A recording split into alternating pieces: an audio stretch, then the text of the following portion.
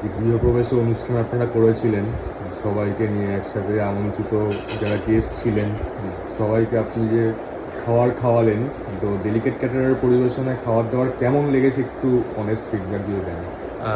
তো ডেলিকেট ক্যাটারের থেকে আমি আগেও একবার আমার ছেলের জন্মদিনে আমি খাবার নিয়েছিলাম, সো এটা আমার সেকেন্ড টাইম। আর আমি এটুকু বলতে পারি কি খাবারের কোয়ালিটি এবং টেস্ট ওয়াইজ অসাধারণ, আমার কোনো কমপ্লেন্ট নেই। আর সম্মুখে আমি বেশ কিছুদিন ধরেই চিনি, খুবই ভদ্র, খুবই humble, and I am actually happy about everything. Thank you so much.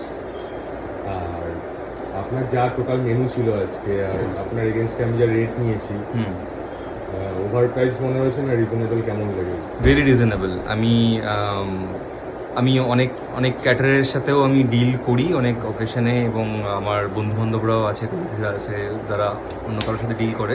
So আমার একটা মোটামুটি মার্কেট রেটের আইডিয়া আছে, অ্যান্ড আমি বলতে পারি এটুকু কি সৌম্যর ইজ ভেরি ভেরি রিজনেবল ওর যা কস্টিং আছে। So thank you so much sir.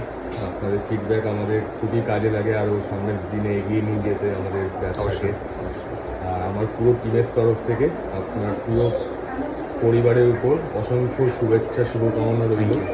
আপনাদের ভবিষ্যৎ দিনগুলো যাতে আরও খুব ভালো হয় এই কামনা আমাদের তরফ থেকে থাকে।